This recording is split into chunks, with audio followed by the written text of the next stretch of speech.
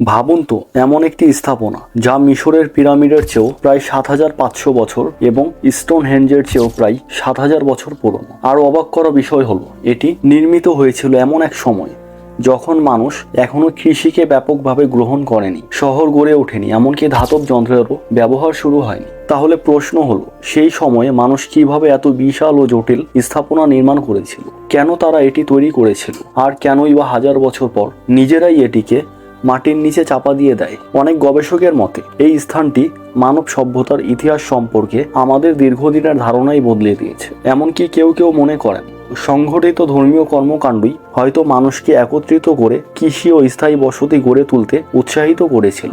আজকের এই ভিডিওতে আমরা জানব গেবেকলি তেপের আবিষ্কার, এর বিস্ময়কর স্থাপত্য, এর অমীমাংসিত রহস্য এবং কেন এটি বিশ্বের অন্যতম গুরুত্বপূর্ণ প্রত্নতাত্ত্বিক আবিষ্কার হিসেবে বিবেচিত হয়। বুঝে নাও, চ্যানেল যদি এখনো সাবস্ক্রাইব না করে থাকেন তাহলে এখনই সাবস্ক্রাইব করুন এবং যারা ফেসবুক থেকে দেখছেন তারা ফলো করতে ভুলবেন না। চলুন শুরু করি।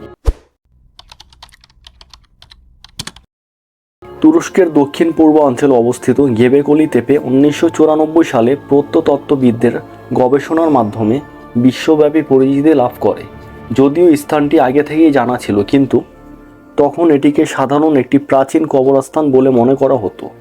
পরে বিস্তারিত খনন কাজ শুরু হলে বেরিয়ে আসে ইতিহাসের অন্যতম বিস্ময়কর আবিষ্কার। গবেষকদের মতে এই স্থাপনাটি নির্মিত হয়েছিল প্রায় ৯৬০০ খ্রিস্টপূর্বাব্দে, অর্থাৎ আজ থেকে প্রায় ১২,০০০ বছর আগে। এটি এমন এক সময়ের সৃষ্টি যখন মানুষ মূলত শিকার ও খাদ্য সংগ্রহের উপর নির্ভরশীল ছিল।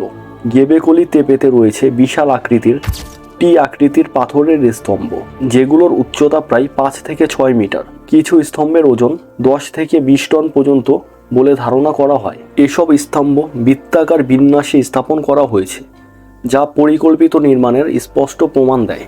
সবচেয়ে আকর্ষণীয় বিষয় হলো, প্রতিটি স্তম্ভে অত্যন্ত নিখুঁতভাবে খোদাই করা হয়েছে সিংহ, শিয়াল, সাপ, বন্য শূকর, শকুন, বিচ্ছু এবং আরও নানা প্রাণীর ছবি।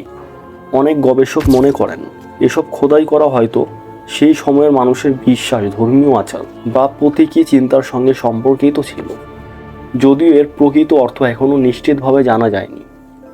আরও বিস্ময়ের বিষয় হলো, তখন মানুষের কাছে ধাতব যন্ত্র ছিল না, চাকা ব্যবহারেরও কোনো প্রমাণ নেই। তবুও তারা কয়েক টন ওজনের বিশাল পাথর পাহাড় থেকে কেটে এনে নির্ভুলভাবে দাঁড় করিয়েছিল। কিভাবে তারা এত বড় প্রকল্প সম্পন্ন করেছিল তা আজও গবেষকদের কাছে এক বড় রহস্য। অনেক প্রত্নতত্ত্ববিদ মনে করেন গেবেকলি তেপে পৃথিবীর সবচেয়ে প্রাচীন পরিচিত আনুষ্ঠানিক বা ধর্মীয় উপাসনা স্থলগুলোর একটি। তবে এটিকে নিশ্চিতভাবে বিশ্বের প্রথম মন্দির বলা নিয়ে এখনও গবেষকদের মধ্যে মতভেদ রয়েছে, কারণ এখনও এমন কোনো প্রমাণ পাওয়া যায়নি যা এ দাবিকে চূড়ান্তভাবে প্রতিষ্ঠা করে। আরও রহস্যময় বিষয় হলো, কয়েক হাজার বছর ব্যবহারের পর এই পুরো স্থাপনাটি ইচ্ছাকৃতভাবে মাটি, পাথর ও ধ্বংসাবশেষ দিয়ে ঢেকে দেওয়া হয়েছিল। এটি কোনো প্রাকৃতিক দুর্যোগের কারণে নয়, বরং মানুষের পরিকল্পিত কাজ বলেই অধিকাংশ গবেষক মনে করেন। কিন্তু কেন তারা এমন করেছিল? ধর্মীয় পরিবর্তন, সামাজিক রীতি, নাকি অন্য কোনো অজানা কারণ? তার সঠিক উত্তর এখনও পাওয়া যায়নি। গেবেকলি তেপের আবিষ্কারের পর ইতিহাসবিদদের একটি গুরুত্বপূর্ণ ধারণা নতুনভাবে আলোচনায় আসে। আগে মনে করা হতো মানুষ প্রথমে কৃষি শিখেছিল, তারপর স্থায়ী বসতি গড়ে তুলেছিল, এরপর ধর্মীয় স্থাপনা নির্মাণ করেছিল। কিন্তু গেবেকলি তেপে ইঙ্গিত দেয় হয়তো এর উল্টো ঘটনাও ঘটতে পারে, অর্থাৎ ধর্মীয় বা সামাজিক কারণে মানুষ একত্রিত হয়েছিল, আর সেই বড় জনগোষ্ঠীকে টিকিয়ে রাখতে পরবর্তীতে কৃষির বিকাশ ঘটে। গেবেকলি তেপে শুধু একটি প্রাচীন স্থাপনা নয়, এটি মানব সভ্যতার অতীত সম্পর্কে নতুন করে ভাবতে বাধ্য করে। হাজার হাজার বছর আগে মানুষ যে কল্পনার চেয়েও বেশি সংগঠিত, দক্ষ এবং সৃজনশীল ছিল তার অন্যতম প্রমাণ এই রহস্যময় স্থান।